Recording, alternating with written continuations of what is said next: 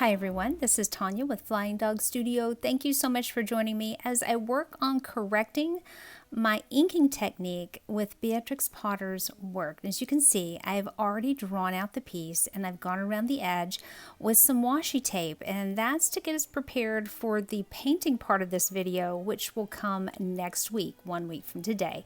You can see I'm pointing out some areas here. These are the areas I'm going to be working on because these are some of the things that I was just not getting right when I used her technique in my own art.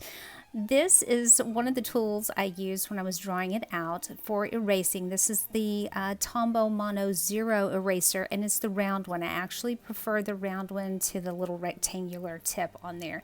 This is my Lamy All-Star mechanical pencil, and if you're interested in any of these supplies, I will have them listed down below. Also videos where I use them for the first time, so take a look at that. This is another eraser that I'll be using at the very end. This is just a kneaded eraser. It helps to lift the extra pencil marks once we get it inked, and this is what I will be using to ink our piece. This is my Pilot Falcon, and one reason I love the Pilot Falcon is because it has a flexible nib which allows me to get thick and thin lines, which I'll be demonstrating in this video, so hang on if you haven't seen that before. We're going to get started here. I always forget and have bracelets on. And I want to talk a little bit about why I'm going back and doing one of Miss Potter's pieces, because I've done quite a few of her pieces in the past, and lately I've been using her technique in my own art.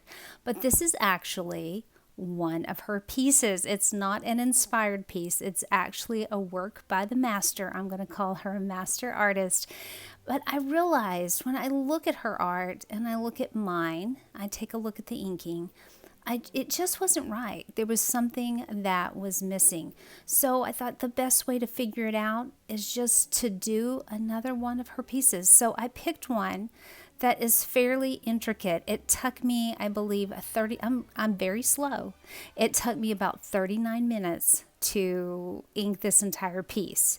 You are seeing bits and pieces of that entire process. But even though it took me that long to ink this piece, I was thankful for the time with it because I realized what I was doing wrong.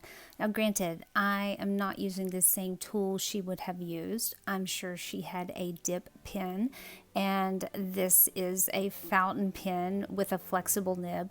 So I don't have the same tool, but yet I'm trying to get the same kind of marks. I want those weighted lines. I want thick lines and thin lines. But what's missing in the piece is the spontaneity in the lines. When you have a dip pen, sometimes you automatically get larger areas of ink, and you can get really, really thin areas when it's starting to run out. It can be kind of scratchy, and it just has a different feel than a regular fountain pen. I've taught students to use both.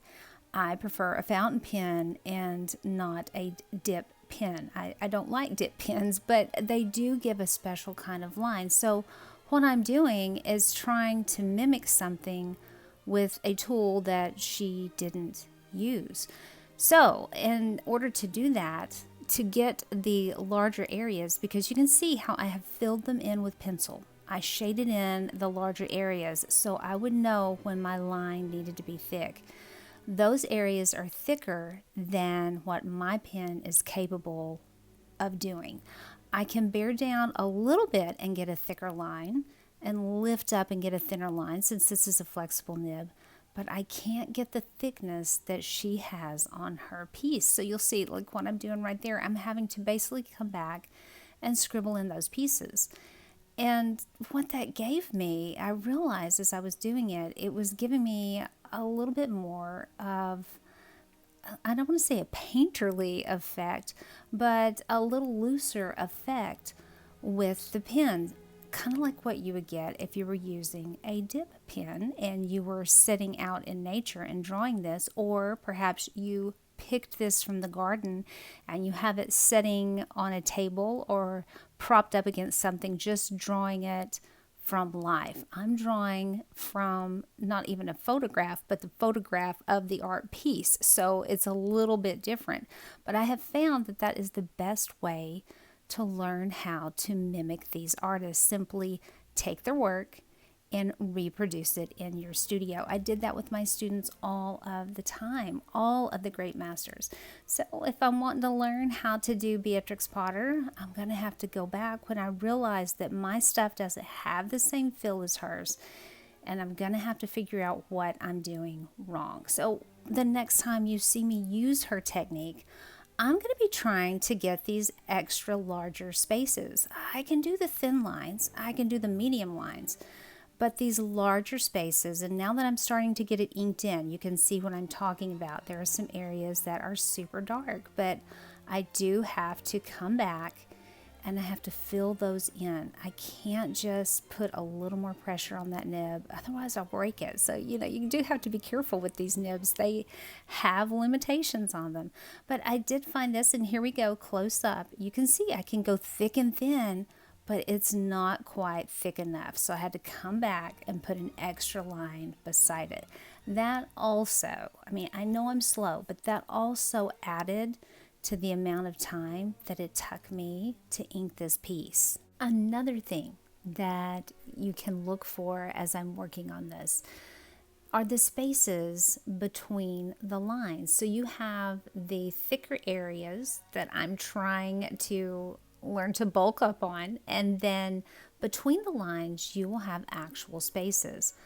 Her spaces are a little more prominent than mine, so I'm going to need to add additional spaces between my lines and not close it up so much. And I've mentioned this in other videos, if you've watched my videos, that I draw really tight. I think that comes from doing portraits for years, and that's just the way I work. So I'm trying to learn to loosen up.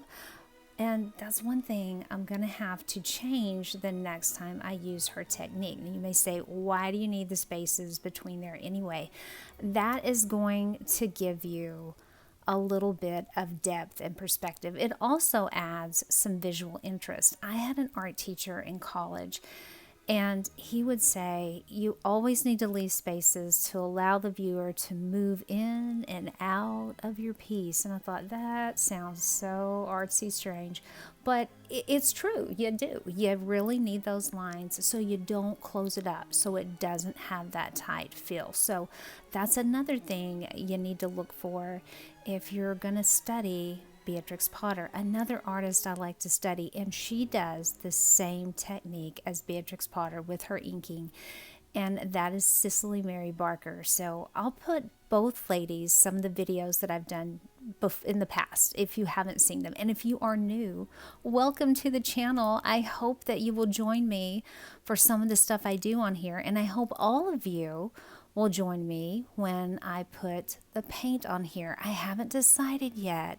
if I'm going to use maybe some watercolor or maybe some, I don't know, maybe some graphitint. I haven't decided. It's one of the two. So maybe some watercolor pencils. You'll have to tune in and see. It's not going to be ink tints. That's going to be way too bright for this. It's not going to be ink tints, but you'll just have to tune in and see. And if you join me all the time, welcome back. I'm so happy that you're here. Now we are coming to the very end. I have just a little bit more to go.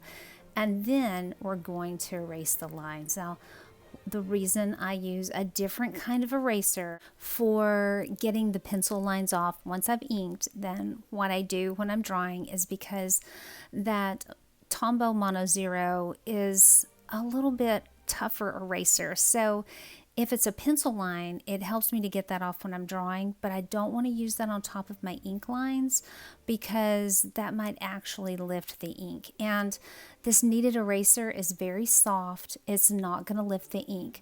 Now, if you're going to do this, remember to let this ink dry for, I think I let mine dry for about 30 minutes. That way you're not going to be lifting the ink. And if you'll notice, when I was inking this, I did with my right hand. So I started at the upper left-hand corner and worked across. So there you go, guys. That's it. It is inked. I hope you will join me for the watercolor part of this, whatever kind of watercolor I use. But until then, my friends, I will see you in the next one.